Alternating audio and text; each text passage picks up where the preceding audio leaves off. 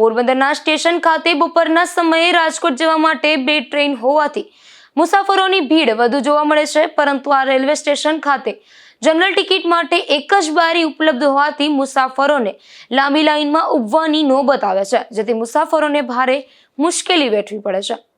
પોરબંદરના railway station ખાતે હવે દિવસ દરમિયાન અનેક લોકલ તેમજ એક્સપ્રેસ ટ્રેન ઉપડશે, ત્યારે પોરબંદરથી બપોરના 2:30 વાગ્યે તેમજ 4 વાગ્યે એમ 2 ટ્રેન રાજકોટ જવા માટે ઉપલબ્ધ છે.